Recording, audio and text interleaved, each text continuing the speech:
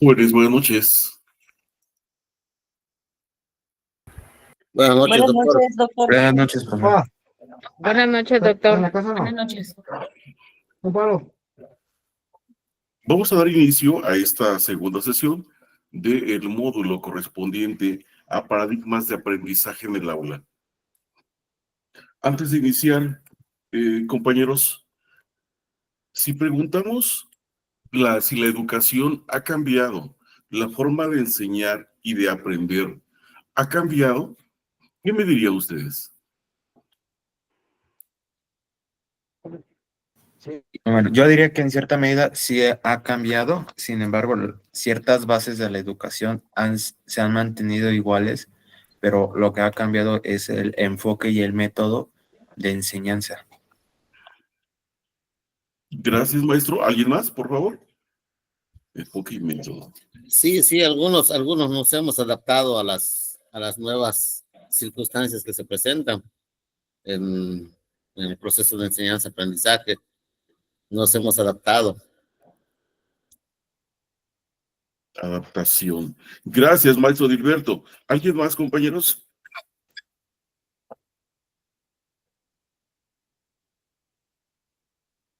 Adaptación. Muy bien.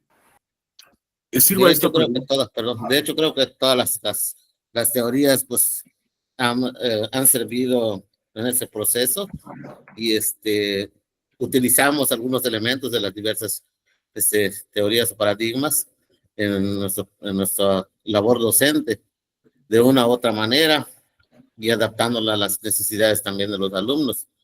Bueno, los que nos preocupamos por eso. Hay algunos que todavía siguen trabajando a la antigua, con el método tradicional, vaya.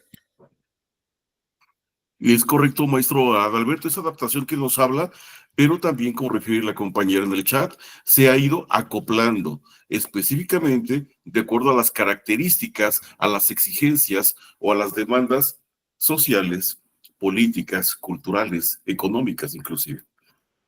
Hago esta pregunta, maestros, porque si bien hemos trabajado ya teorías contemporáneas de aprendizaje o paradigmas de aprendizaje, como es la asignatura que nos ocupa el día de hoy, es necesario reconocer, como lo comentan ustedes bien, que se ha ido cambiando el enfoque, inclusive el método de enseñanza, la adaptación que refiere el maestro Dilberto.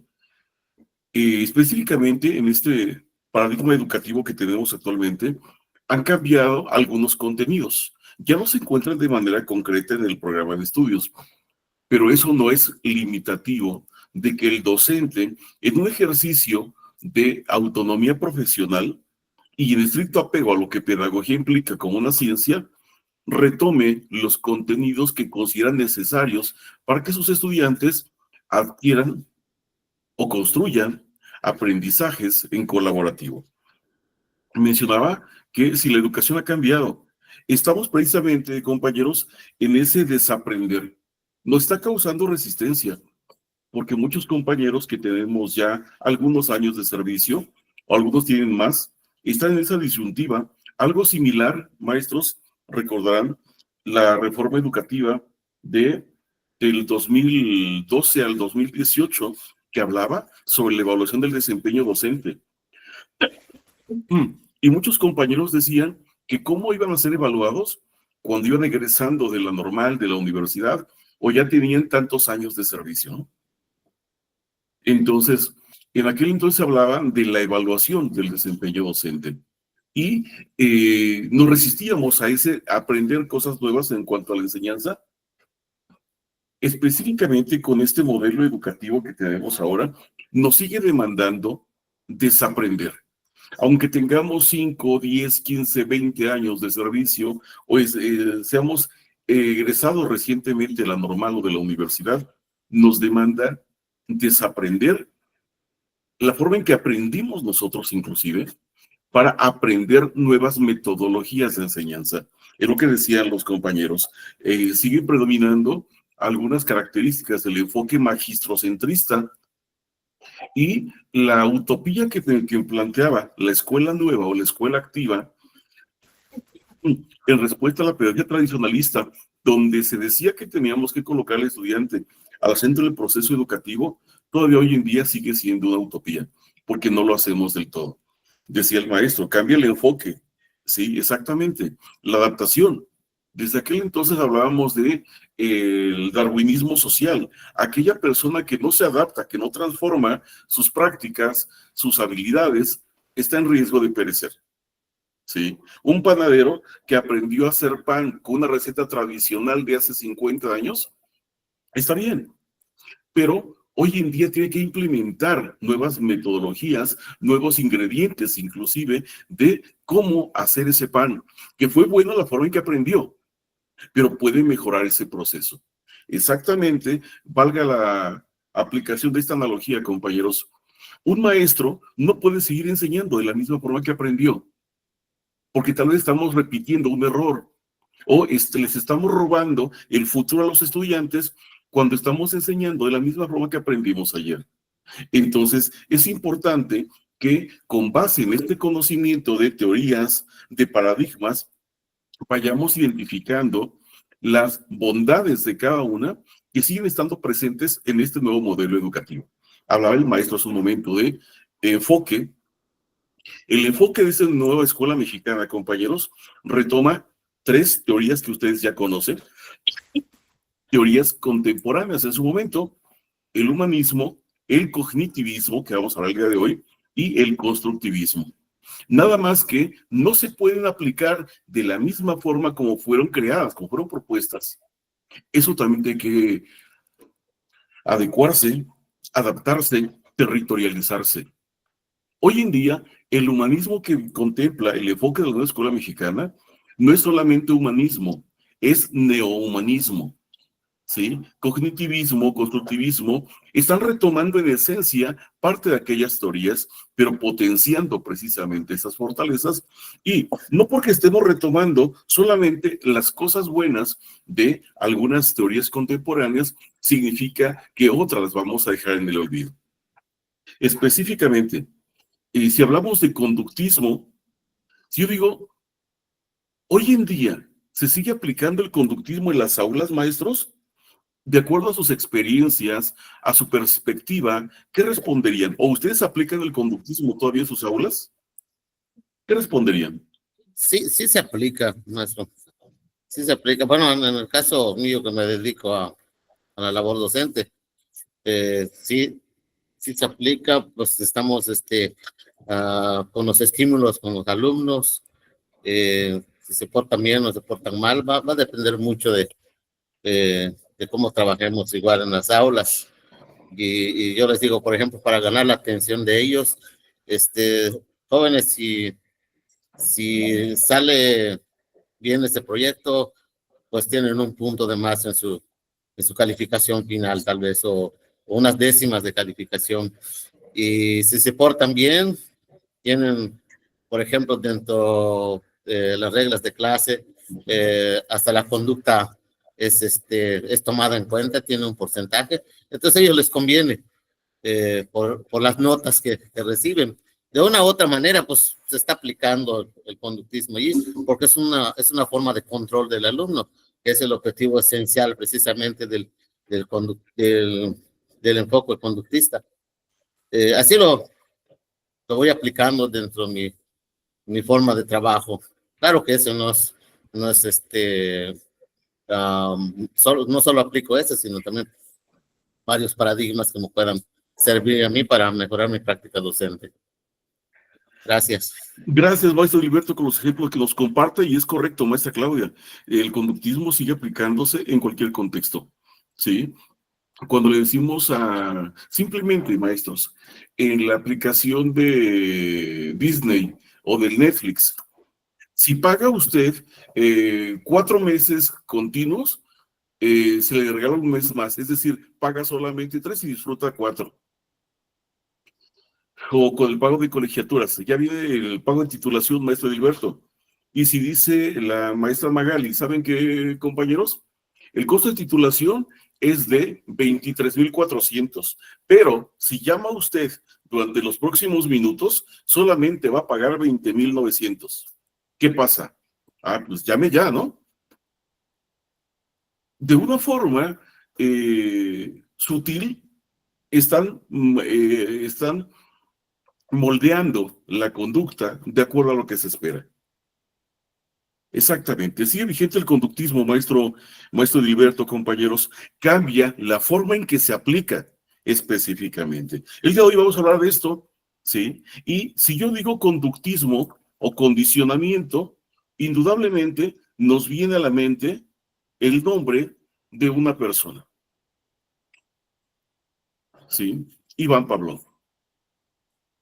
Este señor, Iván Petrovich Pavlov, un ruso, él creó esta teoría del condicionamiento clásico. Aunque fue para observar, para cuantificar, para modelar conductas, pero obviamente estos resultados, como lo acabamos de ver, se pueden aplicar, se pueden observar en personas. De manera concreta, rapidísimo les platico, si hay alguien, bueno, se me usa la palabra, compañeros, alguien en la sala que conozca la teoría del condicionamiento clásico de Iván Pavlov, que nos comparta, por favor. ¿La de Skinner, por favor? Ahorita. Es la caja de Skinner. No la conozco. No, gracias. ¿Alguien más, compañeros? Sí, profesor. Hablaba sobre el condicionamiento y el ejemplo es con un perro y su alimentación a través de una campana. Cada que él sonaba esa campana, el perro sabía que iba a haber el alimento y poco a poco fue modificando su conducta. Ok, es correcto. Dentro de esto, maestros, es ir modificando la conducta. Dentro de esta teoría, Iván Pavlov le pone un filete a un perro y obviamente el perro, pues con hambre, pues salivaba, jadeaba. Ese era un estímulo no condicionado. Enseñarle la carne y el perro salivaba. Pero también implementó otra variable. De manera aislada, le hacía sonar la campana y el perro pues no hacía nada, ni se inmutaba, ¿no? Y después conjuntó los dos estímulos. Le mostraba el filete al perro y sonaba la campana. Y la respuesta era que el perro salivaba. Ese es un estímulo condicionado, la campana junto con el filete. Después de eso, retiró el filete y solamente le sonaba la campana al perro y la respuesta seguía siendo la misma. El perro salivaba. ¿Qué quiere decir eso? Que fue modificando una conducta de acuerdo a la presencia de un estímulo externo, un estímulo condicionante. Sí. ¿Han visto ustedes el comercial tal vez de comida para perro? Con nuestras mascotas inclusive. Que estamos en algún rincón de la casa y tomamos el bulto, la bolsa, el sobre que le damos de comida al perro y lo agitamos. El sonido que hace atrae al perro, al gato, donde quiera que esté.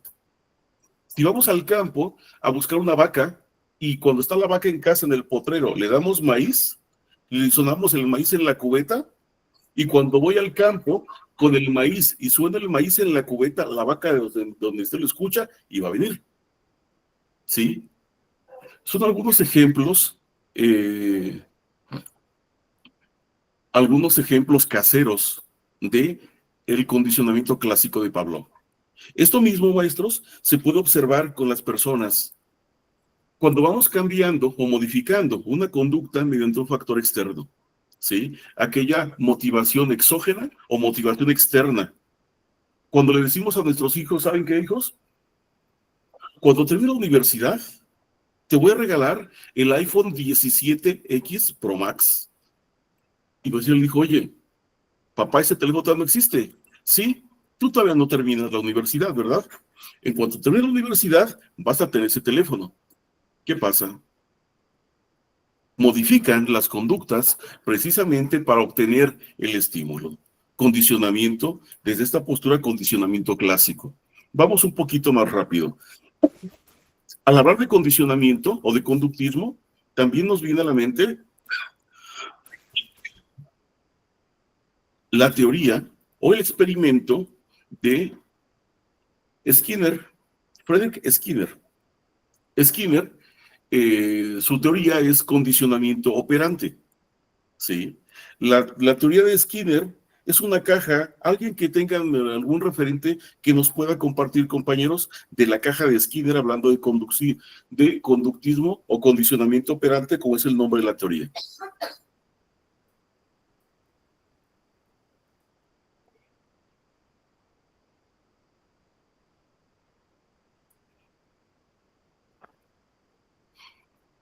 Vamos apenas en la parte inicial de la presentación, compañeros.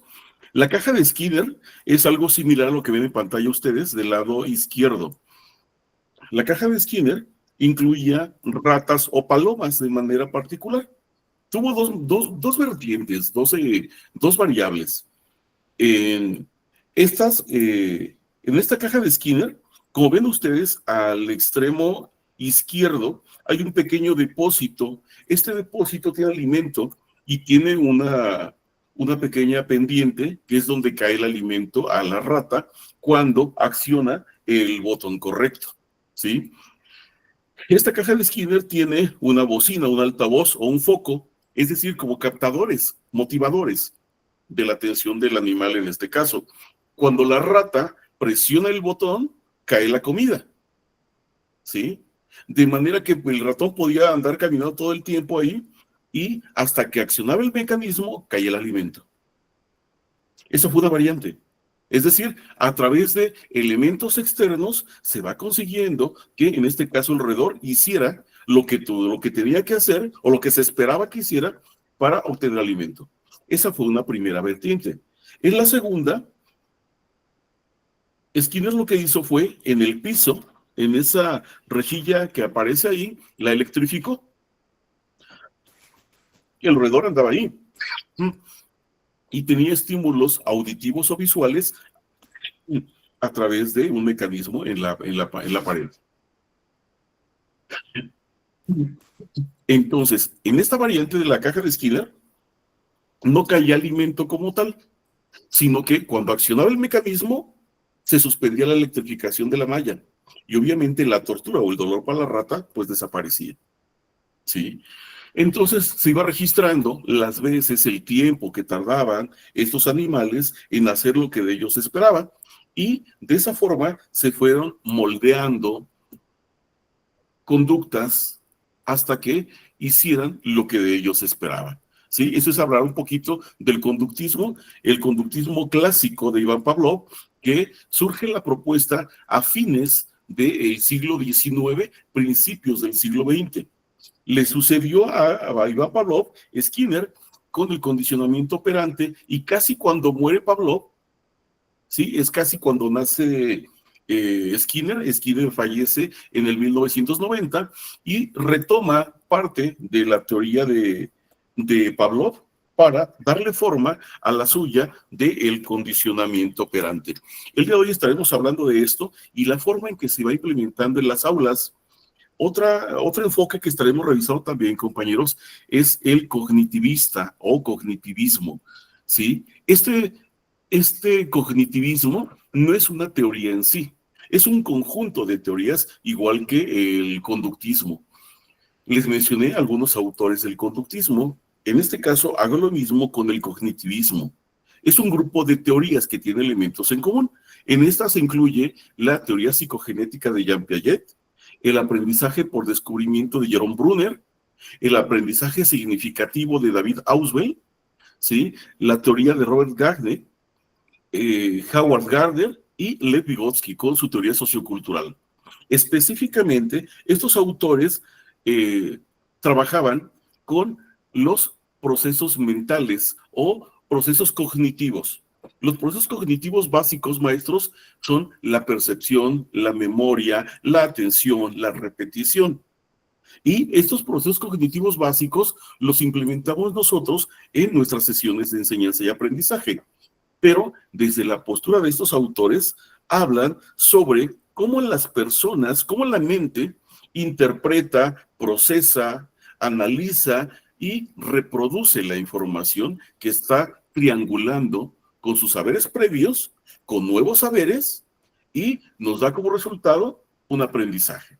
Es lo que estaremos trabajando el día de hoy en esta sesión de manera específica en los enfoques conductista y cognitivista aplicados al ámbito educativo.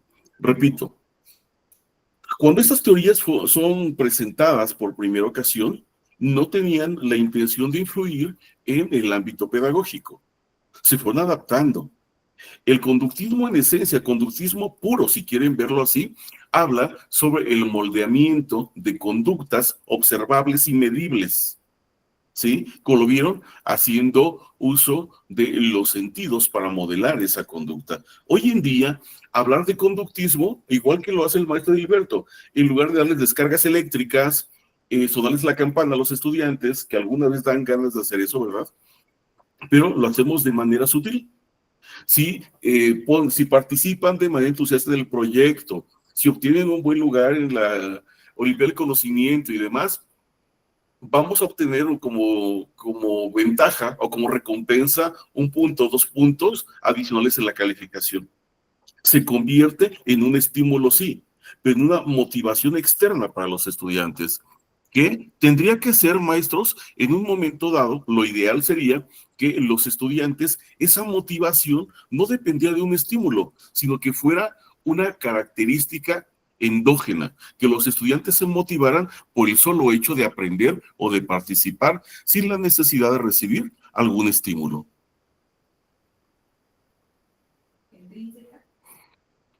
Intrínsecas, motivadores intrínsecos o extrínsecos. Es correcto, maestra Sandra. Estas teorías del conductismo o cognitivismo inicialmente fueron propuestas en el área psicológica, ¿sí? Y también por la apertura, por el impacto que tienen, se han ido implementando en otros campos, ¿sí? Existen algunos otros conocimientos, por ejemplo, las teorías administrativas que fueron propuestas por Henry Fayol, Ralph Tyler y demás, fueron creadas para la administración en específico, pero por su naturaleza también son aplicadas al ámbito educativo, en el sistema de cómo el director o líder en una organización educativa ejerce esa función administrativa, y también reconociendo que los docentes en el microcosmos de su aula también son administradores. Un ejemplo, para ir adentrándonos en esta parte. Entonces, una vez, maestros, que ya identificamos cuál es el referente para el conductismo, es importante también llevarlo al ámbito que nos interesa, al ámbito pedagógico. Tenemos entonces el modelo pedagógico conductista, ¿sí? Al hablar del modelo pedagógico conductista, y si yo digo escuela tradicional, maestros, dentro de sus saberes, ¿se relacionan? ¿Tienen algún referente en la pedagogía tradicional con el conductismo? Desde su perspectiva, maestros, desde sus saberes, ¿qué me responderían ustedes?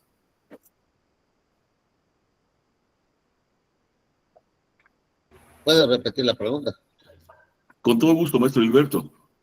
¿La pedagogía tradicional se relaciona de alguna manera con el conductismo? En cierta medida sí se van relacionando, ya que principalmente a la hora de enseñar se van a encontrar dificultades en conforme al comportamiento de los estudiantes, y la manera de enderezar o acomodar el comportamiento a uno deseado sería básicamente con ciertos estímulos que corrijan el comportamiento. En este caso, a veces cuando es la tradicional se recurría a castigos físicos. ¿Es correcto, maestro Jorge? En ese sentido, una de las características de la pedagogía tradicional, además de la memorización, la educación magistrocentrista, nos habla que una característica de esa metodología era la disciplina específicamente. A través de esa disciplina se iban modelando conductas, erradicando algunas otras más, de forma que los estudiantes desempeñaran el rol del estudiante que se tenía considerado. Ejemplos de esto, maestros, ¿sí? ¿Cuáles medidas disciplinarias recuerdan ustedes en aquellos ayeres de la formación básica? Y digo básica porque esto se observaba prácticamente en primaria y secundaria. Maestros, ¿qué estrategias utilizaban sus docentes para modelar sus conductas o para erradicar algunas conductas extremas que ustedes recuerden? ¿Cuáles eran esos castigos, maestros? El jalón de orejas, muy común, los reglazos, Ajá. o Las colocarnos tapitas. las orejas de burro en una esquina del aula. Ujú. A nosotros nos tocaron las tapitas. En las rodillas. Sí, Ok. Los sellos en los cuadernos de no hizo la tarea, el burro, o la fila de los aplicados, los por promedios, la fila de los burros, la fila de los medios y los muy aplicados. Es correcto. Algunas más extremas que otras, maestro Dilberto. El hecho de las tapitas en las rodillas y todavía con los brazos extendidos y con los, exacto, con los libros en los brazos, eran algunas técnicas extremas para modelar conductas o erradicar comportamientos. Y fueron variando, maestros, algunos un poquito más útiles, el hecho de las orejas de burro, el sombrero de la vergüenza que le colocan a Alex, para irlo exhibiendo y demás, para ir cambiando esas conductas, el jalón de orejas, ya algunos maestros tendrán como unas 2 décadas o menos, con una fajilla de barras de silicón, los golpes en las manos, el lanzarles el borrador y demás situaciones, ¿no? Pero ¿por qué estoy diciendo esto? Condicionamiento operante. Esas situaciones las hacía el maestro, decía la maestra, con la fila de los aplicados o con la fila de los burros o los alumnos que eran dispersos. Discúlpenme la palabra de burros, pero estos burros solamente hay en la escuela donde se les llama así. Estas técnicas de modelado de conducta se aplicaban a todos o a quienes se les aplicaba.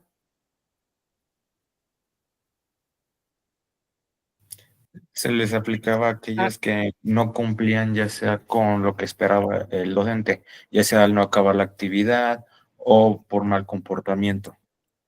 Ujú. Para aquellos que tenían una conducta, un comportamiento en dirección contraria a lo que se esperaba. ¿Sí? Entonces, el conductismo sí se relaciona con la pedagogía tradicional, ciertamente, y se fue sublimando un poquito con el cuadro de honor.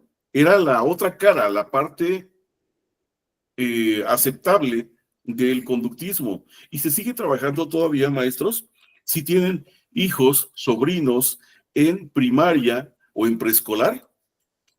¿De qué forma o cuándo salen contentos los niños de la escuela y llegan contentos a casa? ¿Qué es lo que llevan? Aquí. Pues llevan una serie de etiquetitas en la frente. Entre más estrellitas, pues fue un excelente comportamiento, trabajó muy bien. ¿Y los papás qué pensamos de eso? Pues que nuestro hijo cumplió con todas las actividades, que se portó bien, que le fue muy bien en el día. Y lo Luego, festejamos, entonces, ¿verdad? exacto, somos buenos papás. Exactamente. Entonces, maestros, decía, ahora con esto ustedes alcanzan a visualizar lo que yo les comentaba. El conductismo sigue estando vigente, decía el maestro Adilberto, y coincidimos todos que solamente ha cambiado la forma de hacer que nuestros estudiantes hagan lo que esperamos de ellos. En algún momento dado fue a través de castigos corporales. Hoy en día se trabaja con la mente. ¿Sí? Si te portas bien y demás, vas a llegar cuando seas grande vas a ser igual que yo. Si le echas ganas y demás, cuando termines la universidad, vas a tener un carro y una casa y un trabajo bien pagado. Estarles aplicando psicología inversa, que los estudiantes se apropien realmente de las bondades de realizar lo que de ellos esperan. Entonces, maestros, de esta forma, la pedagogía conductista retomaba esa parte del conductismo aplicado específicamente al ámbito educativo, con ejemplos como los que acabamos de mencionar. Esta pedagogía conductista tiene sus orígenes en la participación de los jesuitas. Los jesuitas, maestros, es la última orden que llegó a México para evangelizar. Los jesuitas desarrollaban una metodología que se llamaba escolástica. La escolástica era una visión de la generación del conocimiento, donde el conocimiento durante muchos años se aludía a que era únicamente la fuente divina. Pero con esta postura de los jesuitas, le atribuían esa habilidad también al ser humano, donde el ser humano podría generar conocimiento, y ese conocimiento que generaba era gracias a que Dios lo había iluminado, si lo vemos así. Entonces, los jesuitas, al fin de cuentas, eran frailes, y los frailes la intención que tenían era evangelizar, culturizar a los nativos en aquel entonces. Hoy en día estamos tratando de emanciparnos de esa visión colonizadora o esa visión colonizada de la educación. Entonces, para ellos, el objeto primordial era la atención para poder memorizar las lecciones. De manera que el hombre disciplinado, de acuerdo a las características, las circunstancias que demandaba de la iglesia, tenía que hacer uso de esa rigidez y el orden absoluto. Y sigue estando todavía. Cuando llegamos a la iglesia cristiana, a la iglesia católica, llegamos en silencio, sin hacer ruido, y ocupamos un lugar. A diferencia de los cristianos de otras creencias, llegan saltando, alabando a Dios y demás, porque tienen una visión diferente.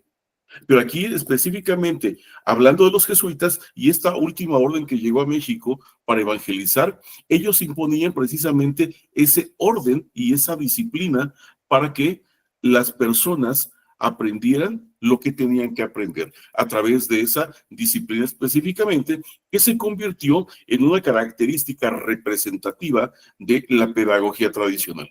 Decía en la parte introductoria de esta sesión que algunas cosas han ido cambiando y que no podemos seguir enseñando de la misma forma en que aprendimos nosotros. No podríamos enseñar de la misma forma con los mismos conocimientos. Ha ido cambiando. En ese sentido, hoy ya no se trabaja con la disciplina tan estricta, de una forma ortodoxa.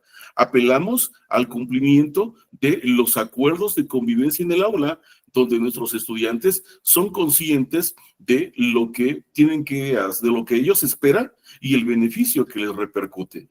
Entonces, seguimos hablando de conductismo, pero de una forma adecuada, contextualizada, o en palabras de la NEM, desde una visión territorializada, ¿sí? Me estoy peleando acá con la presentación para regresarla con ustedes. Yo sigo platicando de todos modos. Entonces, maestros, hasta aquí esta visión pedagógica del conductismo en el aula, decíamos que sigue estando presente, no de la forma en cómo la habíamos considerado en un momento dado. Sesión 3. Permítanme. Creo que ya está. Ok. Entonces, a nadie le gustaba, cuando estaba en fervor esta pedagogía tradicional, conductista, que le golpearan a los hijos. Entre otras situaciones más, lo que generó fue la respuesta a esta pedagogía tradicional y surgió otro paradigma, el de la escuela nueva, escuela activa, escuela antiautoritaria, que es lo mismo, donde se cambia el orden y la disciplina, ya no como un elemento específico de aprendizaje, porque desde la perspectiva de la metodología conductista, los estudiantes tenían que estar bien sentados, viendo al frente, con el uniforme impecable, completo, y si a clase de educación física, con el pants y con tenis blancos, para que aprendieran. Algunos elementos de estos siguen siendo predominantes, pero de esta reacción de la pedagogía tradicionalista, se intentó ubicar al centro del proceso de enseñanza y de aprendizaje al propio estudiante. De manera que seguía siendo importante la transmisión y acumulación de saberes, no como una educación bancaria, sino como una acumulación de experiencias para generar aprendizajes significativos. Cambió la metodología específicamente. Ya no era una metodología expositiva demostrativa, sino que era una metodología experiencial, cognitiva específicamente, donde el aprendizaje era asumido no como una adquisición de hechos, destrezas o conceptos solamente, que los estudiantes adquirían a través de la repetición o de la exposición, sino que se convertía precisamente en una consecuencia de llevar a la práctica esos conocimientos, dejando atrás el objetivo de la pedagogía conductista, que era conseguir una conducta determinada de los estudiantes, incluyendo algunas otras variantes para asegurar este objetivo, como lo era el condicionamiento clásico que hablábamos, el condicionamiento instrumental y el condicionamiento operante. Estos elementos eran aplicados precisamente en esa pedagogía conductista, que conocimos muchos todavía hasta hace algunas décadas, con la intención, maestros, no de estigmatizar la pedagogía tradicionalista. Si bien muchos crecimos con esa metodología y aquí estamos, sí, pero eso no implica que tengamos que seguir repitiendo patrones. Es necesario romper paradigmas. Por eso, esta asignatura de paradigmas de aprendizaje en el aula, paradigmas en plural. La forma en que los estudiantes aprenden no es la misma, el estilo, el ritmo es diferente. Entonces, maestros, ¿por qué seguimos con una única metodología de enseñanza? Es importante entonces ir reconociendo las fortalezas de cada una de esas teorías e irlas adecuando. Eso se llama un método ecléctico. Tomar lo mejor de cada teoría y crear una nueva. Precisamente, como les decía al principio, el enfoque de este paradigma educativo tiene una visión ecléctica. Decía porque retoma el humanismo, el cognitivismo y el constructivismo, no como fueron planteados por los autores. Sí, retoman la esencia, pero la están potenciando específicamente, porque cambia la forma de enseñar y la forma de aprender. Dentro, maestros, de los principales aportes de la pedagogía conductista, tenemos algunos que identificaron ustedes. El estudio de la conducta observable para controlarla y predecirla. Cuando un alumno estaba disperso y el maestro estaba hablando,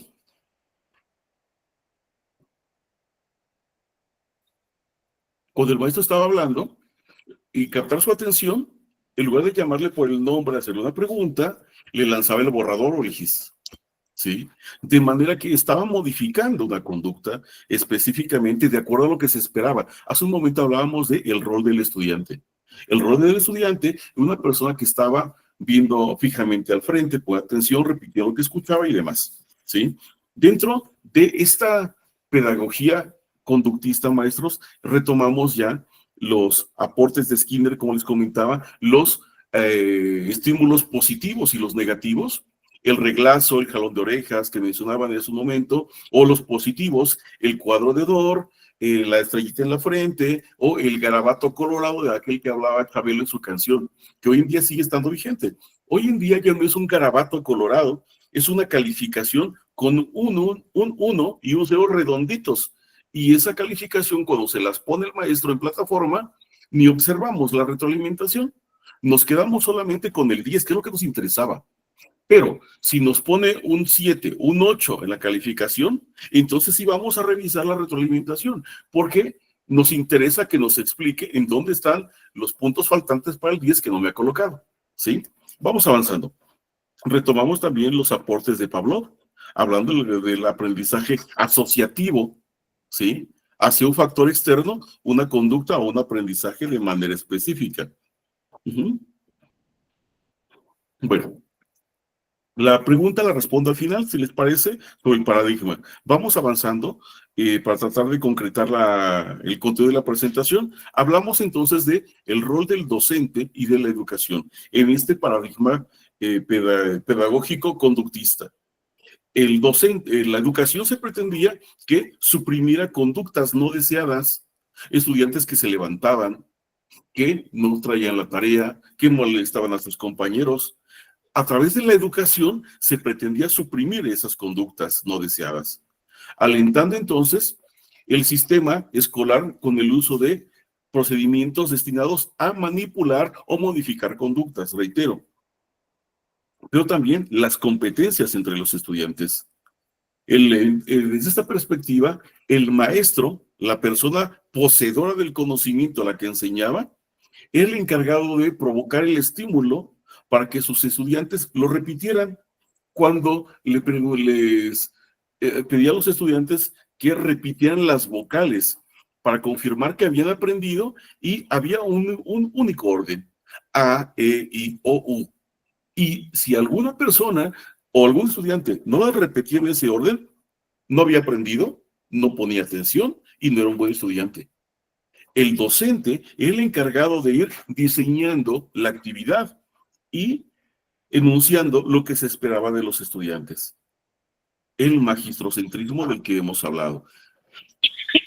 La educación entonces era una técnica de manipulación de control de acuerdo a las características o demandas sociales, económicas, políticas, geográficas de un espacio y de un tiempo determinados. Para ir cerrando esta parte, maestros, de la pedagogía conductista, vemos entonces de qué forma ha ido cambiando. El conductismo de la visión clásica trabajaba con castigos del condicionamiento clásico. Hablábamos del condicionamiento operante con los estímulos positivos, ¿sí? En primer lado izquierdo de su pantalla, tiene usted un estudiante que no hizo la tarea y la maestra lo regañó. Se le puso un castigo. Del lado derecho tenemos un reforzador positivo cuando le están colocando una medalla, un distintivo por haber hecho la tarea. Cambiamos entonces, maestro, les decía, la forma en que aplicamos el conductismo. Sigue estando vigente así, pero hemos cambiado, hemos transitado de castigos a premios y aún así siguen siendo estimulantes, haciendo uso del condicionamiento clásico y del condicionamiento operante. Dentro de las características de los castigos teníamos que se validaba el uso de la violencia como una forma de resolver problemas o de garantizar el aprendizaje, ¿por qué no? Y de esa forma también se animaba o se alentaba la rebeldía o la sumisión. Había de dos solamente. Me imagino que todos en algún momento dado hemos escuchado la experiencia de vida de alguna persona que nos decía que el maestro lo castigaba de tal forma que llegó al hartazgo y decidió desertar. Que llegaron otras prácticas para evitar esa violencia del docente que ejercía porque era inaceptable, sí. Eran los castigos, pero la intención, maestros, si me permiten decirlo,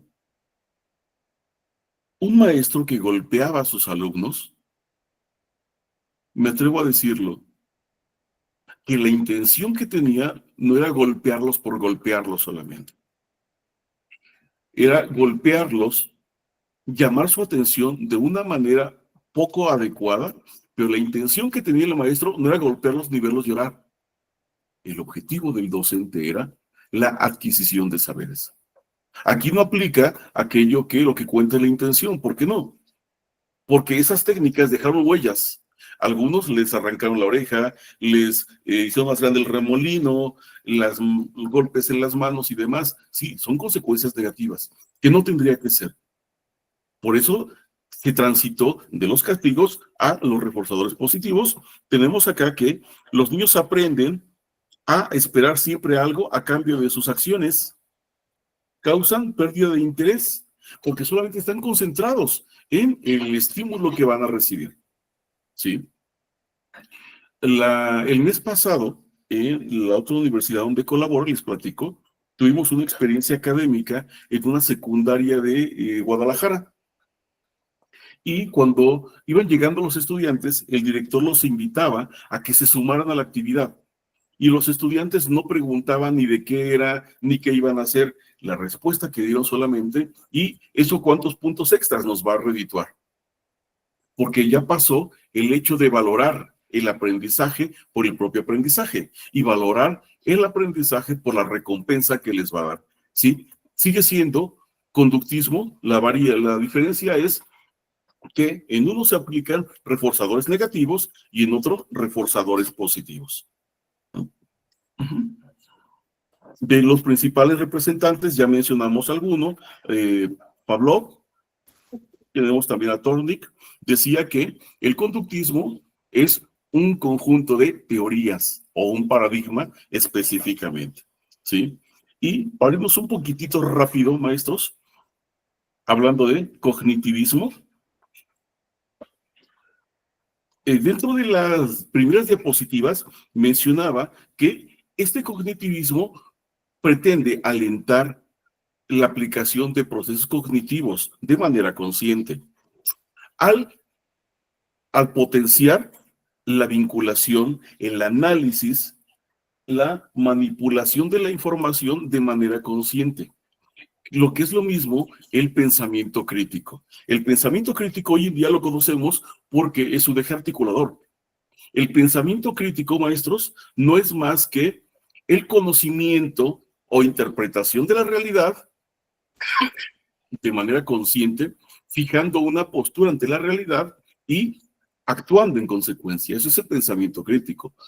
Para el cognitivismo, que toma en cuenta que el sujeto cognoscente, el sujeto que aprende, es un agente activo en su proceso de aprendizaje. No es un sujeto pasivo que solamente está recibiendo la información. Que si le preguntan qué es el conductismo, van a decir lo que escucharon que dijo el maestro en la clase. Ese no es una participación activa. El cognitivismo busca alentar la participación activa del aprendizaje del estudiante en su propio aprendizaje, tal como lo hacía la escuela nueva o escuela activa. Para esto decíamos que el aprendizaje se va produciendo a partir de la experiencia. Una vez que se van acumulando conocimientos, saberes y se van relacionando con lo que los estudiantes ya conocen, ¿sí? Con la intencionalidad de que lo triangulen, que lo almacenen, que lo recuperen y que apliquen ese conocimiento en un momento dado, ¿sí? Ese es el cognitivismo, que los estudiantes van encontrando una relación a un nuevo conocimiento con el aprendizaje que ya tienen. Y esto, maestros, es lo que desarrollamos nosotros en el primer momento del proceso educativo, ¿sí? El proceso docente educativo tiene 3 momentos: inicio, desarrollo y cierre. En el inicio, maestros, ¿sí? Ustedes saben que en el inicio se pretende recuperar los saberes de los estudiantes. ¿Qué es lo que saben del tema que vamos a desarrollar? Se presenta a lo mejor un estudio de caso como un detonante.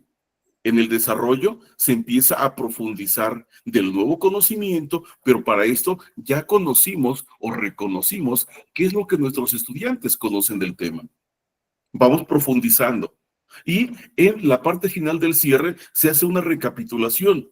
Lo que sabían o no sabían antes de la clase, lo que aprendieron y ahora cómo lo van a aplicar. Eso, de manera concreta, es el cognitivismo, cuando los estudiantes van adquiriendo no solamente información, van adquiriendo conocimientos, pero también derivados del aprendizaje. El aprendizaje no es lo mismo que conocimiento, maestros. El conocimiento son solamente ideas, representaciones mentales de algo. El aprendizaje viene posteriormente, cuando aplicamos esos conocimientos a una situación problemática real. Cuando lo estamos aplicando. Va de la mano entonces el cognitivismo con el pensamiento crítico, la experiencia, la practicidad y un aprendizaje dinámico. Los estudiantes ya no deben de ir a escuchar 50 minutos si trabajamos en secundaria o una jornada de 4 horas y media en educación básica, donde el único que habla es el docente y les pide que saquen su libro, que subrayen lo que consideran más importante y que lo pasen al cuaderno. Tenemos que transitar hacia una nueva forma de enseñar. Romper paradigmas, como les decía. No enseñar de la misma forma, porque no todos aprendimos de la misma manera. Si bien reconociendo la forma en que aprendimos es buena, y aquí estamos, sí. Pero desde la postura de Boaventura de Sousa, existen otras epistemologías, otras formas de hacer las cosas, pedagogías críticas, ¿verdad? Entonces, es a donde nos lleva que los estudiantes piensen, que analicen, que vinculen, que construyan, que deconstruyan sus propios saberes para que puedan entonces adquirir no solamente conocimientos, sino aprendizajes construidos, basados en una metodología activa o una metodología sociocrítica de las 4 que nos propone el plan de estudios.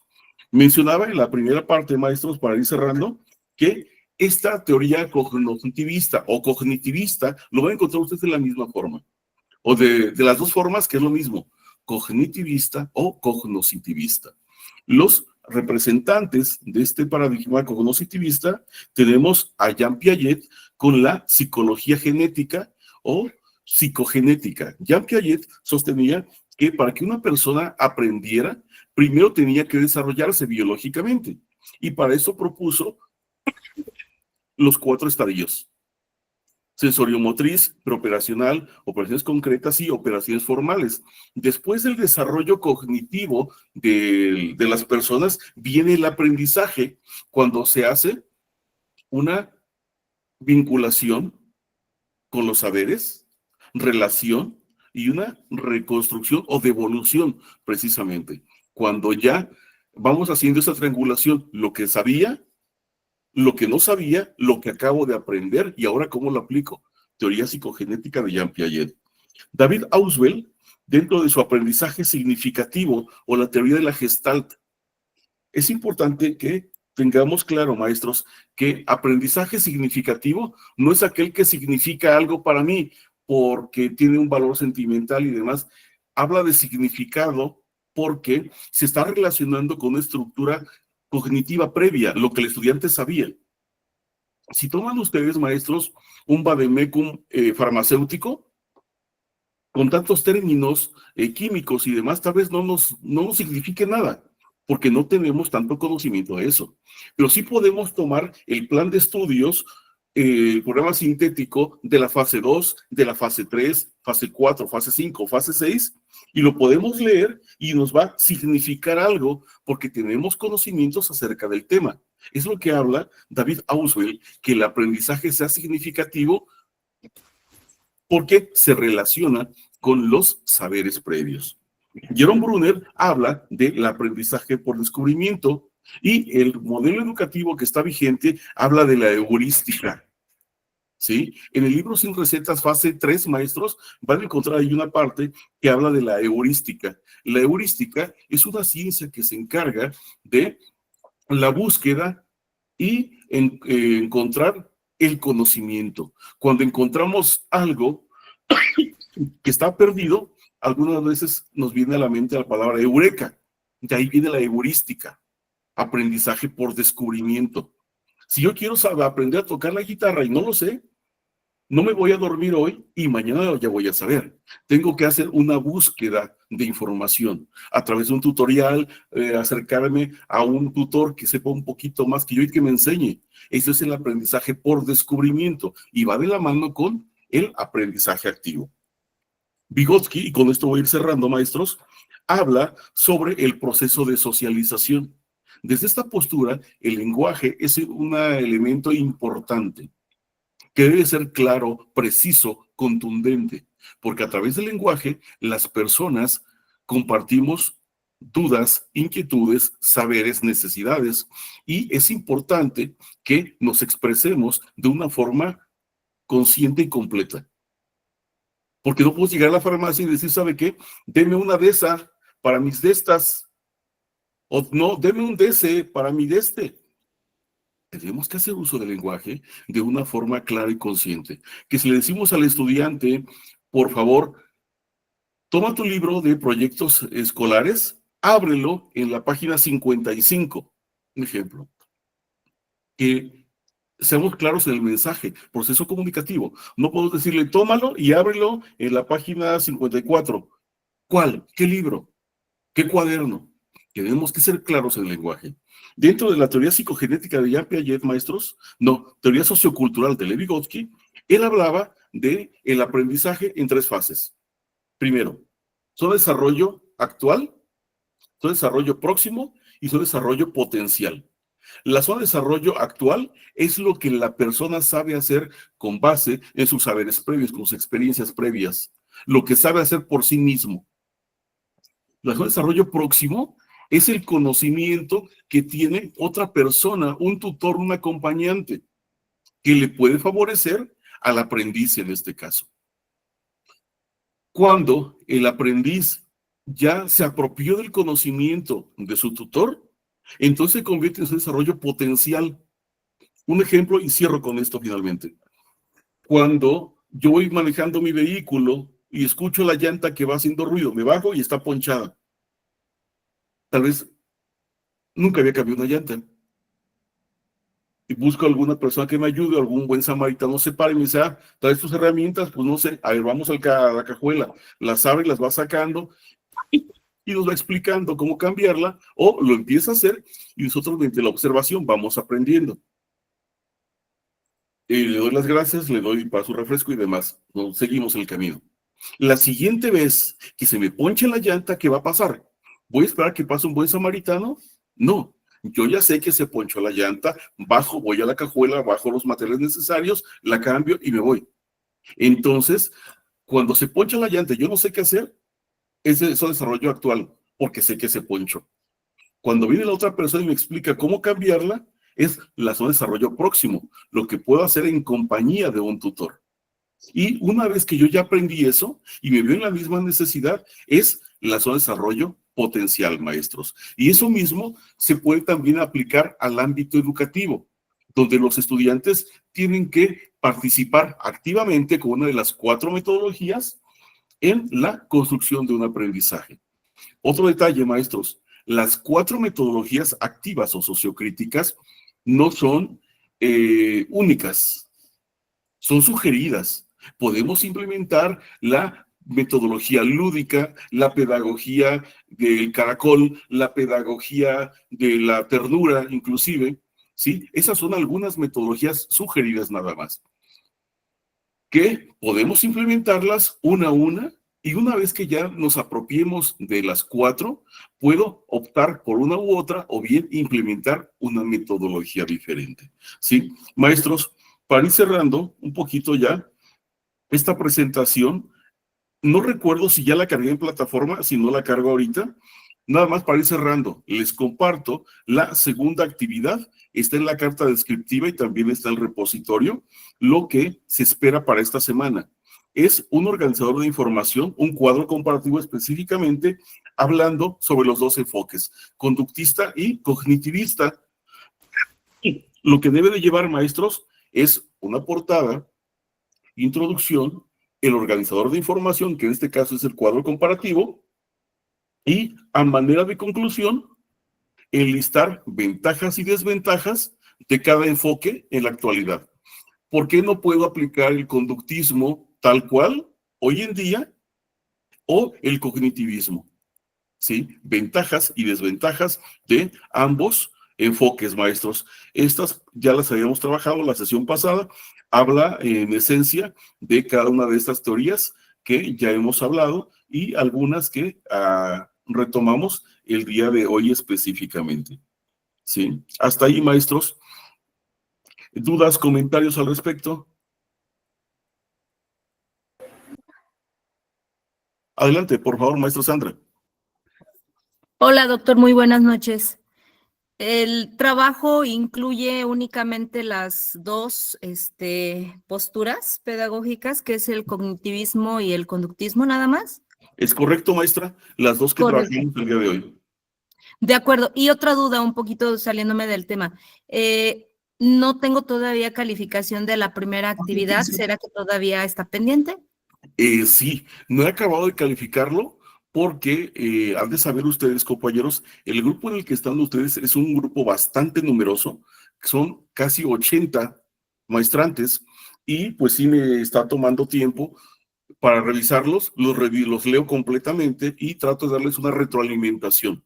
En alguna parte de la retroalimentación va una observación general y una parte específica para el trabajo que estoy revisando. Entonces, sigo trabajando en la revisión de sus trabajos, tengan un poquito de paciencia, y ya les comenté por qué voy atrasado, no es por cuestión de omisión, sino por lo extenso del grupo. Gracias, doctor. Muy buenas noches. Buenas noches. Adelante, tiene otra mano levantada, por favor.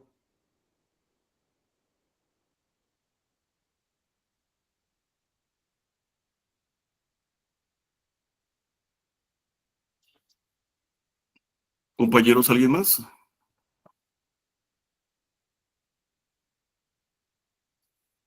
Muy bien. Maestra Sandra me ha hecho una pregunta de palabras concretas. ¿Qué es un paradigma?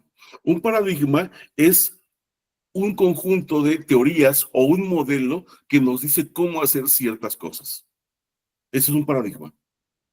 ¿Sí? En este caso, el paradigma educativo dominante es el de la nueva escuela mexicana. Nos dice que tenemos que enseñar con una parte activa, contextualizada y partiendo de la realidad de los estudiantes. Ese es un paradigma, un modelo sobre cómo hacer las cosas específicamente. Entonces, si mi respuesta es esa, que es un paradigma, un conjunto de teorías que se traducen en un modelo sobre cómo materializar una actividad. En este caso, la actividad de enseñanza y aprendizaje.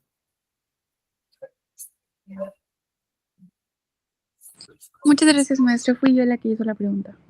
Gracias, maestra Brisa. Disculpe, le cambié el nombre. Maestro Dilberto, cerramos con usted, con broche de oro. Pregunta, ¿la clase la va a subir en plataforma? Sí la estoy grabando, no la subo a plataforma, pero igual, y me doy tiempo y la cargo, les puedo compartir el link para que la visualicen en el Drive. Pero sí, la clase está siendo grabada, al igual que la anterior. Ok, las diapositivas sí, ¿verdad? Sí, es correcto, maestro. Esa sí la sube. Sí, no recuerdo, porque ya subí ayer las de la otra clase y creo que sí subí también estas. Si no, ahorita terminando, me doy la tarde de cargarlas y si no es posible, les cargo el link para la visualización de esta sesión también. Muy amable, gracias. Que tengan buenas noches. Igualmente, maestros, gracias por su asistencia. Numerosa asistencia, me da mucho gusto. Me gustaría tener más tiempo. Hemos trabajado juntos con algunos de ustedes y una hora me es insuficiente. Quisiera compartir mucho más tiempo con ustedes, pero tengo que ser respetuoso del horario de la asignatura. Muchas gracias. Estamos en contacto. Cargo las actividades y sigo con las calificaciones. Muchas gracias y buenas noches.